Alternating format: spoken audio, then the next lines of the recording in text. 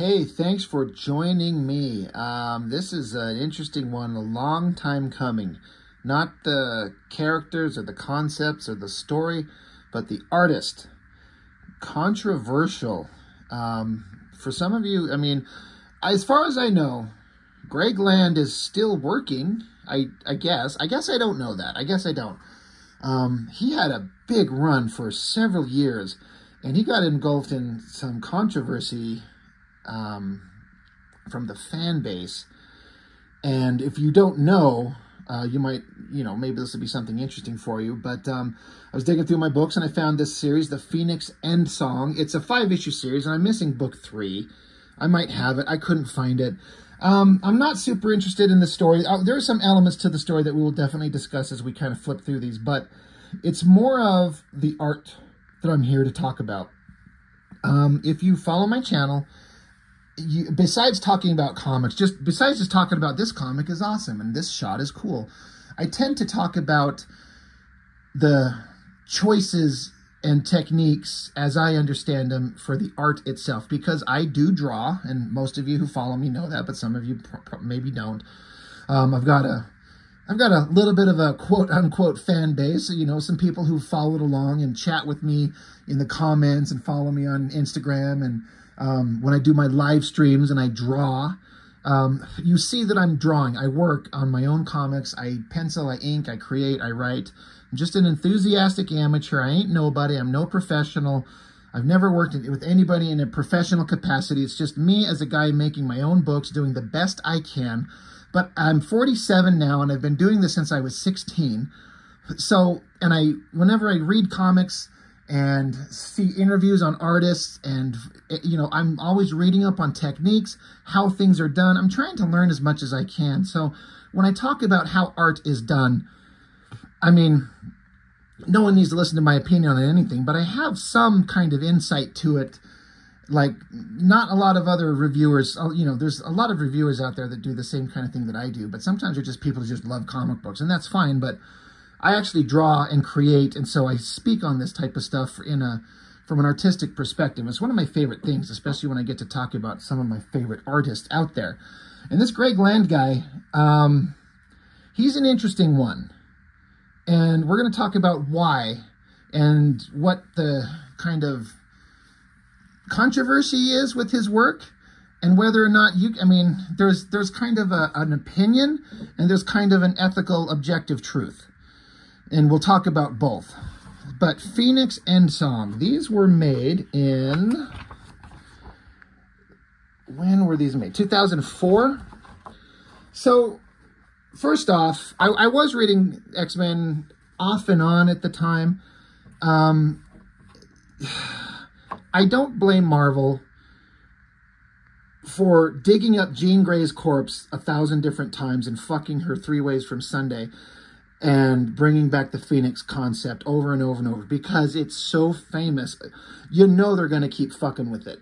It'll never be better than the original Claremont story where Jean Grey got the powers of the Phoenix and had those powers for a long time and then became the Dark Phoenix. And that whole story, I've reviewed the classic X-Men issues that I read as a kid and went through the Dark Phoenix saga.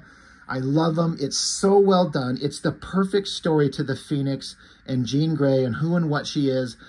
And it should never be touched, but I get that they're going to do it, because when you have something that's so famous, if it was famous then and it's this long legacy, we got to bring it up again somehow, and they keep dragging up the Phoenix.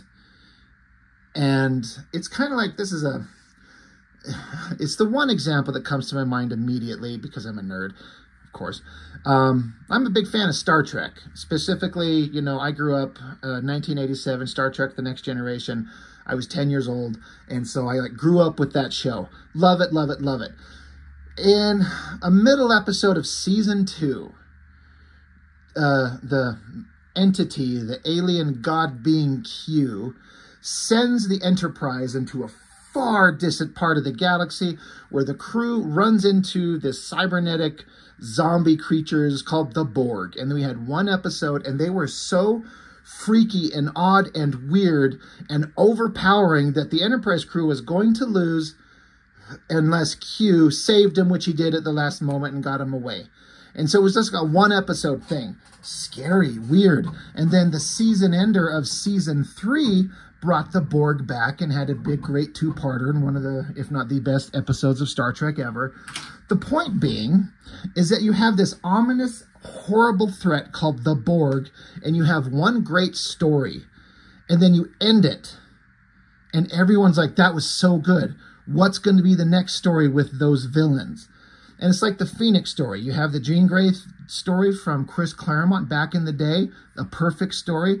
But every time you keep bringing it back, and that's what Star Trek did. They'd bring the Borg back, little bits and pieces here in The Next Generation. Then they'd bring them back in the movie First Contact. And then in Star Trek Voyager, they showed up as like a regular occurrence every other episode. And where they were once this ominous, unbeatable threat that the Enterprise could not fight against, Voyager just kind of handled it easily every time.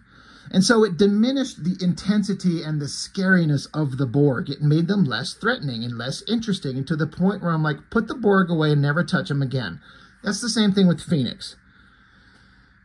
It's a long kind of explanation to kind of like, I get why they bring it up, but I get really sick of it. So that's kind of my, my little rant about why are we talking about Jean Grey and the Phoenix again. Now, Greg Land on art. First off, Greg Pak, I remember the name. Whatever else I've read of his, I don't know. There's some bits and pieces in here where I thought there was, I feel like this was reasonably well written. I thought the dialogue was okay. The pacing was good. I have nothing wrong with Greg Pak. I can't speak on his work because I don't know much about it at all. Greg Land penciler, Matt Ryan inker. The star of this show is Justin Ponser on coloring. Like, he just kicks the shit out of it. But, okay, now to the meat of the thing. Greg Land. So, depending on how much you may know about artwork and how things are created, that may or may not stand out to you in this drawing, I can see it because I know what the issue is Greg Land traces photos to make every page he does, at least almost every page. There's some things I'm like, well, I don't know how you'd ever trace that. So at least he could come up with something on his own. Like this page 1. What are you tracing? Nothing, right? Circle, it's a sun, flaming bird. Ponser, the colorist is selling the shit out of that. But he traces photos and it becomes extremely obvious. And if there's so many elements to get into when an artist is going to trace photos. It's one thing if you like trace a photo for a one-off. But when you like every panel, every page, every pose, like the amount of work it would take to like, where do you find a reference? Like when I would read a script or look at a comic and go, the script asks for this, then where do you go to find reference photos to trace for this? It seems like such an unbelievable amount of work. I don't understand how he does it. But tracing a photo, like to do it as well as he does, there's more than just tracing. Like you have to have some kind of creative and artistic ability to compose it and add to it and subtract to it and make it work. It's not like you could just take my 12-year-old son and say, trace this photo onto this paper and it would look the same. It's not that simple. So there is some skill involved, but the point is you can have the opinion. Like I said, there's an opinion and then there's like an ethical dilemma. The opinion can be, I don't like, or I do like, it's whatever you think. I don't like comic art where it's photo traced. It has a stiff, lifeless kind of vibe, and it limits you and hinders the awesome dramatic shit that you can pull off with comic book art when all you're doing is using photos of real people every time. So you can decide whether you like it or don't like it. The ethical part of it is if you are tracing photos from a picture you took yourself, which I have done. I've done that. I've taken a picture and then I've traced it. And so that is fine because that's your own photo. But when you go to like magazines and shit and find a picture of a supermodel, tear that out, photocopy it, and then put it on a light box with your paper and trace that hot girl's face, you are stealing the artistic and creative work of the photographer and the model, and you don't have permission to do that. That is the ethical dilemma of Greg Land's work, in my opinion, and it seems to be what most people say about this stuff. Like, you're stealing other people's work. You didn't take the photo. You didn't hit up the model. You didn't pay her to take the pictures, or her or him or who, whatever. Like, you're stealing from people. It's ethically questionable at best, and it's outright theft at worst. And I'm just like, just draw the fucking book. And if you can't draw on your own, you shouldn't be drawing comic books, is my opinion. If all you can do is trace, fuck off and go away. Leave space for somebody who actually physically draws. Now, I don't have a personal problem with Greg Land as a human being. I struggle with I don't get it. Why he would trace everything. And it's, again, if he takes his own photos, then I'm fine with it. I still won't find it interesting. I'll find it lifeless and boring, but I have no ethical problems at all. But when he's clearly tracing from wherever, and then a lot of people, in a lot of his action shots, when like women are like grunting and screaming and have like angry faces, a lot of people online would say that he must have like got this reference from pornography or something like that, from like a dirty video, because that's what some of these faces look like. And I'll admit, a lot of them do kind of look like it could have come from that. Magazines or movies or whatever. And then I can kind of see why, because you got nude figures, male or female, in weird contorted positions, and then you can just kind of use that as reference. But to just trace them off, if you're stealing from somebody else, that's not okay. So learn to draw or go away. That's my understanding of it. So I don't know what his thoughts are on it, how he gets away with it. If he's been in trouble before. I don't know what he's like as a human being. He keeps a complete low profile, because when his work was first out, as far as I understand it, my exposure to it, no one seemed to care. But then once it got out, they're like, this dude's just tracing, and then a lot of anger was thrown his way, and he just disappeared. He'd still draw, but he wouldn't interact. I don't think you could find any social media pages for him. I've ran into some people who are inking his work. I can't remember if this is Matt Ryan or not. I do follow somebody on Instagram, and I've seen him inking his pencils. But you won't find Greg Land anywhere on social media because everyone hates him. So as we flip through these books, we'll just kind of look at them, and you can if you've never seen Greg Land's work, you can decide for yourself whether or not that's okay or not, whether you like it or not. But man, the lifeless kind of nature of what he does. Sometimes, though, I have to give him credit. It's not always boring and stiff and lifeless. I'm actually surprised at, like, where did you find the reference to compose this shot? How does this happen? It's really weird where it kind of works if I'm just forgetting the ethical part of it. So you got the Phoenix entity coming down to the sun. It looks really cool. Great coloring.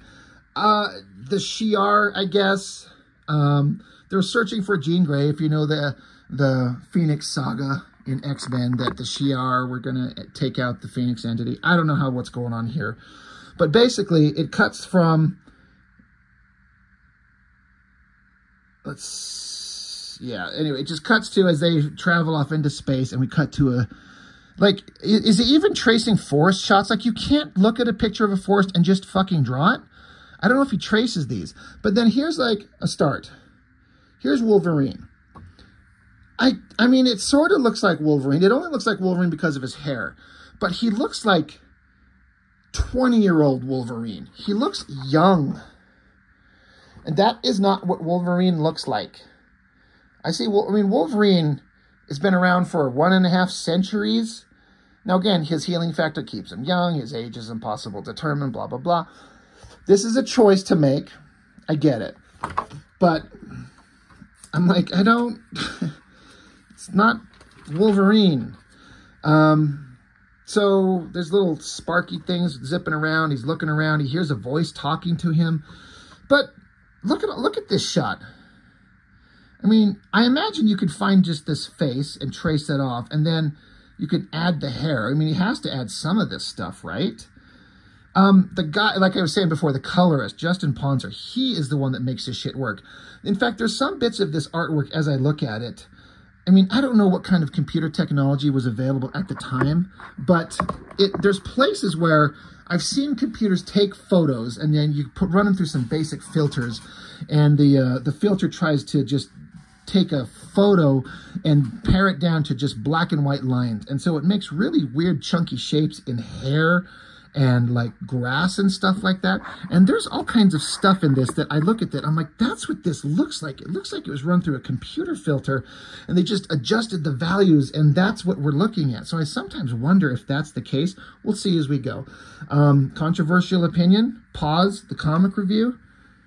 This Jennifer Garner Elektra movie, not great, but it's not horrible. It's nothing like the character in the comics. It was definitely just a follow-up to the character in the Affleck Daredevil movie, which, again, is not a terrible movie. I actually kind of enjoy it. But this Elektra movie is not a nightmare. It's listed consistently as the worst, one of the worst comic book movies ever made. And it's not, guys, like, for real. It's not great. It's not memorable, but Jennifer Garner's hot. She's a warrior. She fights ninjas. There's big creatures. It's good action. Like, I don't hate it. I kind of like it, but I acknowledge it's not great at all. But man, the way people just hate this movie like it's the worst thing they've ever seen. Again, no, it is not like the character that Frank Miller created. It is not even close. It shouldn't be called Elektra.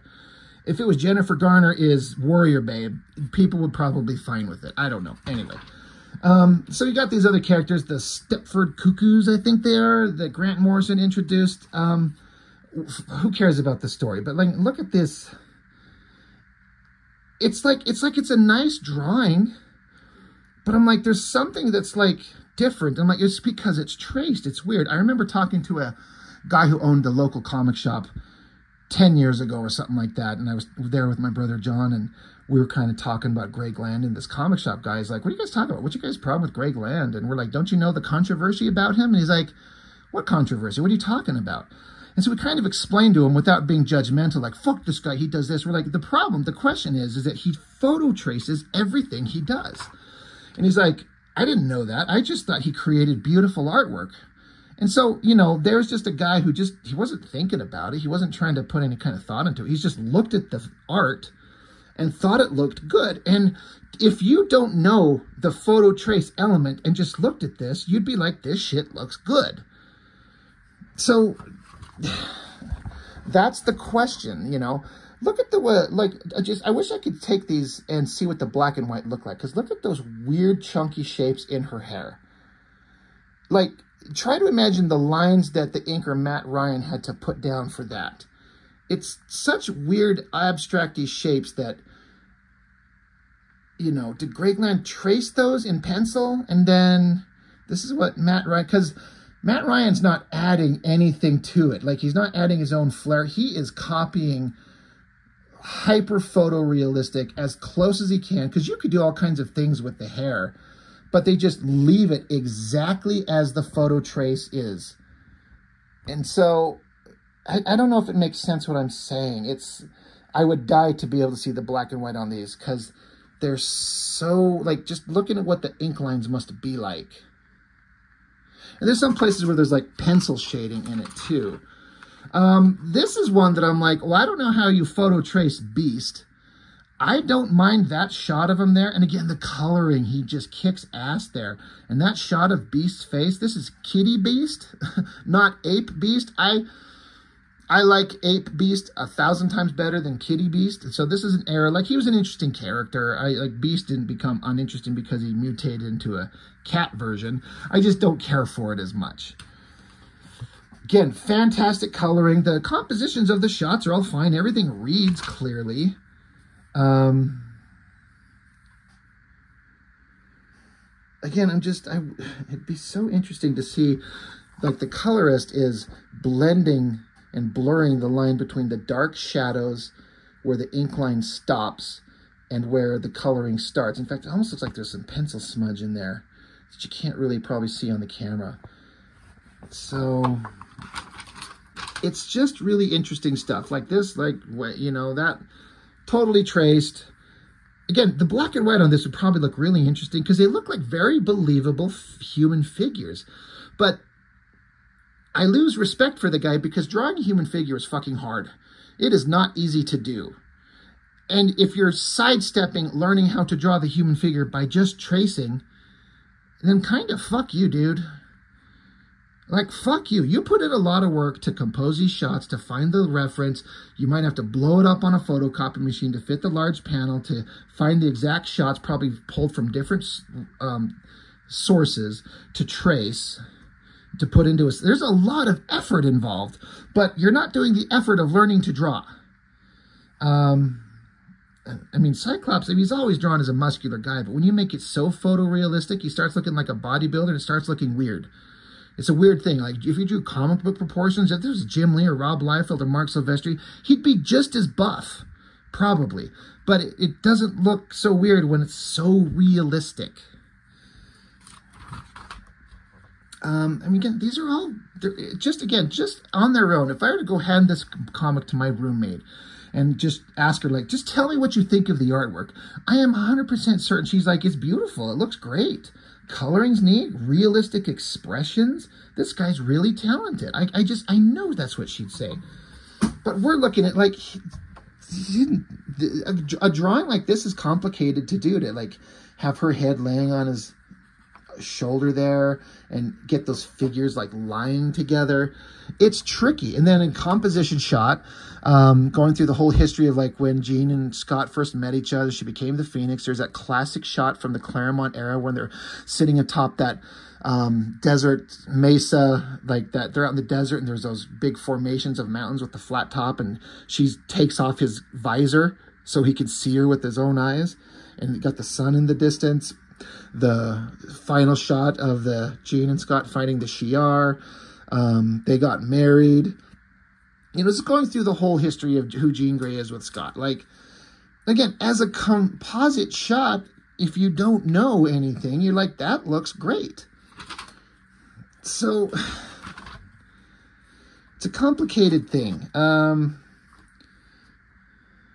You know, this is the low angle. Where do you find the reference for that? And then you blow it up and make it bigger and compose your angles. Colorist, Ponser, like, I wish I knew what the pencil and ink look like on this, because all these flowing lines of flame, like, no one's drawing that in there. So this has got to be the colorist adding that. And so it looks like a really good flame kind of effect for the Phoenix. I like it. This fucking double page ad with the stitched lips is gross. Like, fucking knock it off. I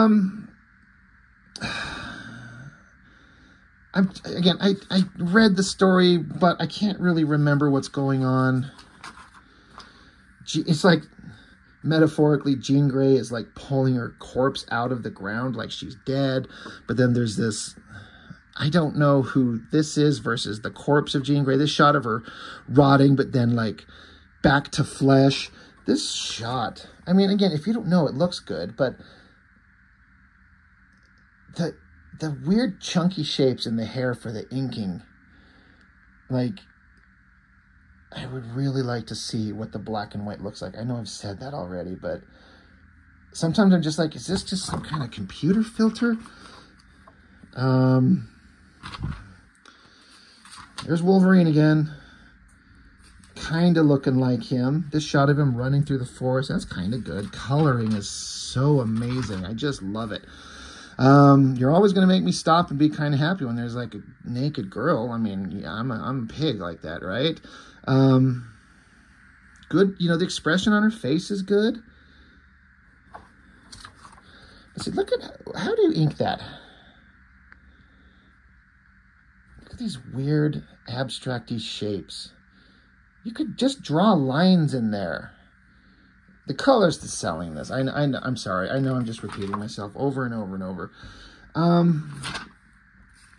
I guess they're like, oh, Jean Grey's alive. This can't be possible. Is Phoenix back? Of course, her and Wolverine having a conversation. This angry shot of him charging at her because you can't be Jean Grey. You can't be here. taken off into space. Is this one of those porn faces? Maybe. I don't know. Anyway, the Shi'ar is showing up. I was saying Elektra was a good movie. This Halle Berry Catwoman, that is a god-awful movie. Holy Lord, is that bad. That, Elektra is like Shakespeare compared to that stuff. Well, that was issue 1. We're just going to go through them all. I don't need this to go too long, but because I feel like the only thing I can say is just continue to, you know, imply the ethical questions of, he traced this, but who is he stealing from? And why can't you just learn to draw this on your own? They all look great. She looks cute. He looks handsome. There's this part where I think they're trying to replicate the whole, where, like I was talking about in the Claremont era, when Jean and Scott were on top of that mesa, and she uses her powers of the Phoenix to take off his visor so he could look on her with his own eyes without fear of killing her. Well, Emma Frost, who he's in a relationship with now, which happened later in the X-Men books, and I was actually kind of fine with it. Jean Grey was dead. They put Scott and Emma Frost together, and it worked. You know, it worked somehow. But she's like, I can turn to Diamond. Your optic blast can't hurt me. She says, it's all right. I'm Diamond. You can't hurt me. So he opens his eyes, and so there's this weird... I wish they didn't have these fucking stupid lettering effects just blocking the art. I hate it so much. But the idea is that he can look upon her because she's in diamond form and he can't hurt her. But that's not how his powers work. I mean, yes, they work if he opens his eyes, they shoot. But it's like, think of his eyes. Like, you remember in the first X-Men movie when James Marsden, Cyclops, when they were in the train station and Toad used his tongue to pull his visor off, and he instantly cranked his head up because his eyes spewed his optic blast out of his eyes as if it was like a fire hydrant just shooting like a rush of water, you know, and they're not lasers, they're beams of force. They punch through things. It's an impact. It's not a burn. So if he's just got his eyes looking at her and she's in diamond, sure, I will accept that it can't hurt her, but it should blow her through the fucking wall and level half the mansion. And she should be like half a mile away, picking herself up going, well, that was a stupid idea.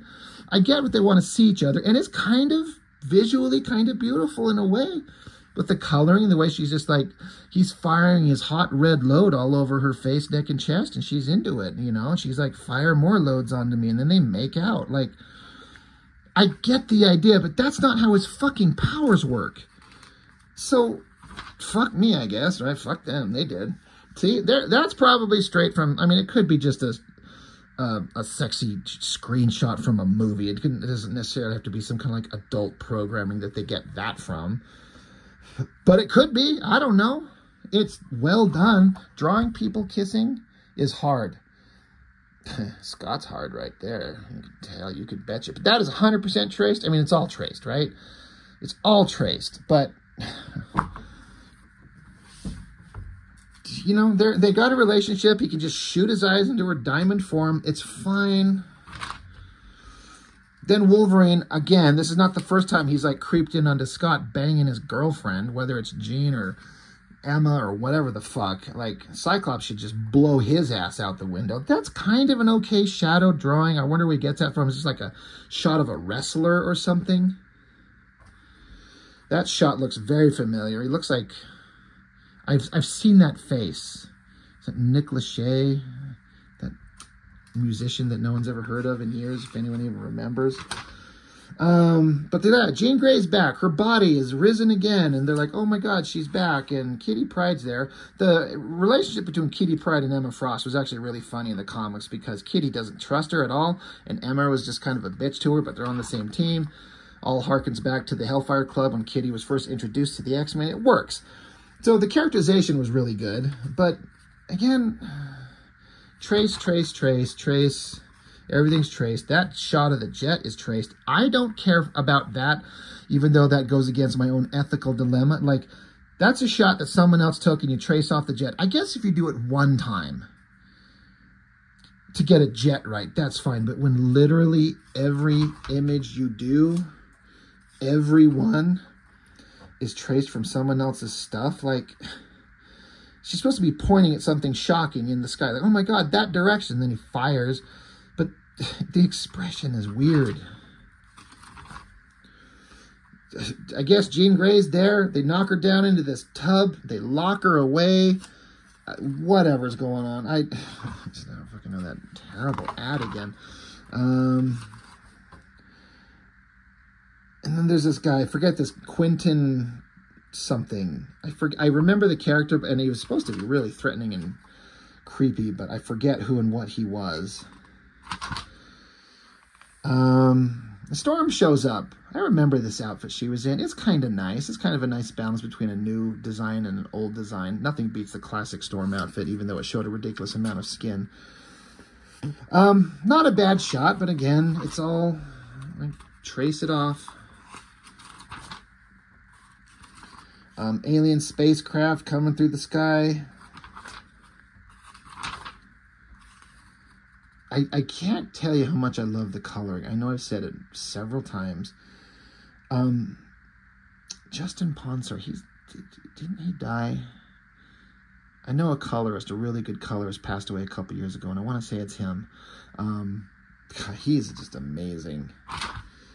That thing right there, I look at that, I'm like, that's Kirsten Dunst. That's from Spider-Man. Whether it's just the head is her, that's totally her. It feels wrong. It looks like a girl posing for a fashion magazine. It doesn't look like the way that Jean Grey could or should be standing here for this dramatic moment in this scene. It doesn't work. But if you don't know anything, you don't know any better, you might look at that and go, that looks great. It kind of does. But it just looks like Kirsten Dunst from Spider-Man when she was young and hot. Just bugs me, you know? Who cares what I think? Whatever's going on. So that's issue 2. Like I said, I don't have issue 3. I kind of don't mind this cover. It's obviously a reference to the Dark Phoenix saga when Scott was holding Jean Grey's body, but now he's got Emma Frost. This design of her outfit, I don't know who designed this. I want to say it's Cassidy. It's not the outfit she was wearing when Grant Morrison was writing X-Men and brought Emma Frost into the X-Men. But this, like, the pants and then, like, this top with the cloak that flows off her back, that design looked fantastic. Like, that's the best iconic look for Emma Frost, you know, as a good guy. I think that looks fantastic. And, again, this cover, it looks good, and I wonder where he got this from to trace. But it looks good. But, yeah, inks, Matt Ryan. So it's just more of the same, more great coloring. But again, imagine finding all the reference for this page, like 1, 2, 3, 4, 5, 6, 7, 8, 9, 10, 11, 12, 13, 14, 15, 16, 17, 18 panels across a double page spread. And a partridge in a pear tree. You gotta get all this reference. Yeah, and there you go, get your adult content and get the screamy face and... You know, that big double shot of Cyclops firing his hot red load all over Jean Grey. He's getting like a trifecta going on, basically. And she's just into it. She's like, fire that shit onto me. Yeah, give me that hot load. Boom, fire everywhere. I don't know who the fuck that face is supposed to be. Is that a guy? Is that a girl? Is it Jean? Is it Emma? I don't know who that is. This shot of this spaceship getting hit by lightning is pretty badass. Again, the coloring is just great. And then look, another double page spread with all those panels. Is the panel layout the exact same? No, it's slightly. I just wondered if you took the same panel layout and threw in more reference. But again, finding all this reference and tracing it. And as far as I get it, I believe he kept up work by, like he turned in work on a regular, consistent basis. He wasn't known for being late, I don't believe. Yeah. Making her flaming Phoenix powers work. It works really well. That's a weird shot. Things look strange there. Yeah, just flipping through it. It's just kind of all the same. Face shots talking, different expressions. Sometimes it doesn't even look like the same person in, you know, panels following each other. But that's a problem when you have to trace. This shot of Jean Grey as Phoenix walking towards Emma. She's there, her cloak falling in the wind. the Phoenix emerging and this giant flaming bird face coming towards Emma. Like, this, I 100% feel like looks amazing. The drawing itself, the angle, the angry Phoenix bird, wherever he got that from, and she's just standing in the foreground. I think that looks incredible, actually. So, you know, for all my criticisms of him, Greg Land, there's some stuff he pulls off. I'm like, that looks fucking cool, man. That looks great. And then, you know, Emma's, I guess, merges with the Phoenix Force, I guess, because the Phoenix bird symbol is on her. So is she going to become part Emma, part Phoenix? I don't know. Now they're in this container room, and he's got his visor off, and he's firing his big, hot, red load all over her. And look, she's so into it. She's taking lots of hot loads from him. And they're just loving it. And then the Quentin guy shows up, and he's holding somebody's body. There's Wolverine. I don't know what's going on. Look at these shots, close-ups of her face there. That angry face. So it just might as well be a photo run through a filter on a computer program right there. Like, seriously. Final issue. The less interesting of the covers. I mean, close-up of the eye. The Phoenix Force. Well, Wolverine's here, stabbing a guy in the shoulder. Should have stabbed him right in the eyeballs. Yeah, this Quentin guy. Forget who he was and what the whole deal with him. Well, there's Cyclops firing his lot load on her again. She's having another orgasm. Explodes everywhere. Look at the flaming bird in there. Oh, God, that looks so good. I love that. That looks so fucking awesome. I love the Phoenix represented as this bird shape, like this elemental bird god creature, which is what it is. But this is one of the better representations of the Flaming Phoenix Force. Maybe the best version I've ever seen. And I'm going to give it to the colorist. I don't know if Greg Land actually drew that. I guess. I don't know. But everyone scream at each other. Fight, fight, fight. How many more hot loads can these girls take? Cyclops has got a lot of stamina. I need some tips and tricks from that guy.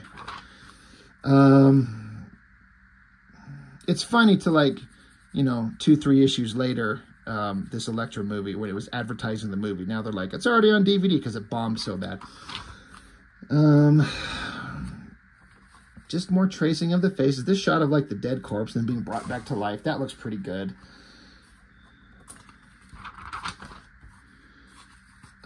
Don't know what's going on. Weird kind of expression on the face there.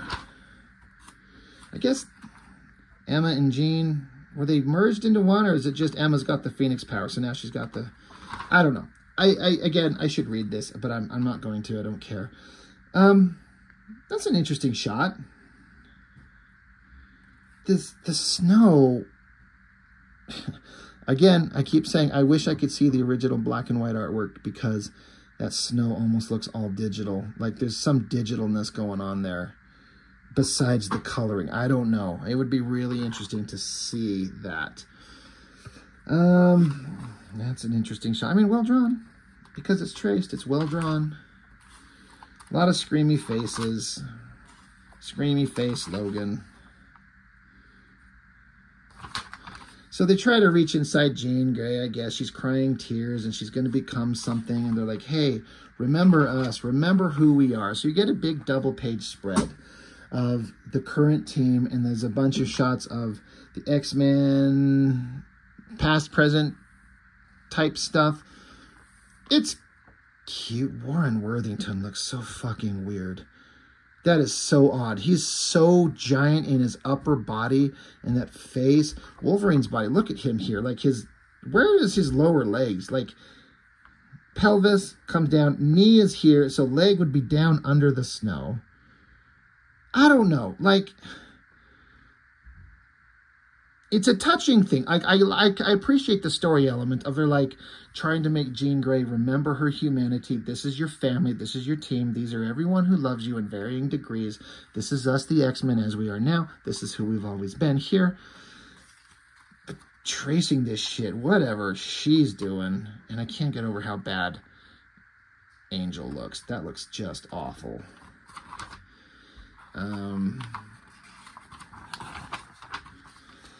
I do like this outfit. It's not the greatest trace drawing at all, but it's basically the Phoenix outfit with just a different color design. The red and the green has been replaced with white, and this is where I guess the Phoenix entities go. This is how they look visually represented when they go to the White Hot Room, it's called. I think Grant Morrison introduced that concept. So I think it looks great. There will never be a costume design for Jean Grey that looks better than the Phoenix design. It's just flawless and perfect. It's so good. The high boots, the high gloves, the sash on the waist, and the bird design on the chest. It's one of the best costume designs in the history of costumes ever, and I absolutely love it. So, wrap up. Jean Grey's gone. We're a family. We're a team. Fuck it. Whatever. So, all right. Again, I don't know. It's just everyone's got to kind of have their own opinion on it. I struggle with the ethical part of it. Like I was saying, if you're tracing someone else's work, it's not okay. But I don't know. There's no but. I don't know what else to say. If you're tracing someone else's work, it's kind of not all right. And then why do you just trace everything? If you take your own photos and you traced it, great. I'll support your comic 100%. But I don't know. I don't know. It's a weird thing. I'd be really interested to hear what kind of people's thoughts are on this. Like I said, there's elements to this stuff that look really good. It does kind of work if you don't know better. I know that, like I said, if I just would show this to some friends I know that don't read comics at all, like, what do you think of this? They'd probably say it's some of the most beautiful comic artwork they've ever seen. Correct. But those of us who know question the methods and techniques and like, well, how is this allowed? How did this happen? Why does this happen? Such an odd thing. So I guess that's all I've got. I don't know what else to say. I'm kind of curious to get people's opinions on it. But, I mean, give me Marc Silvestri or Adam Hughes or Joe Quesada or Joe Mad or J. Scott Campbell or Jim Lee any day over this guy's work. Even how good it looks. If you're just tracing, it's the same thing over and over and over. It started out when I first saw his work. I was like, oh, that's kind of cool. But then eventually it just got like, it's just the same thing over and over. And then you see he's just tracing. And I'm like, I'm not into this. I'm not into it anymore. So I don't know. It's a weird thing. Anybody have any information on Greg Land? Has he given any kind of opinion on this? Have he addressed it? What is he doing? I don't know. It's a weird kind of concept. But talking about the artistic end of it, because I do my own artwork and I talk about it all the time. This one was a long time coming, discussing the art of where tracing is good or bad. So that's all. That's all I've got for now. I appreciate it. Thanks for watching. Bye.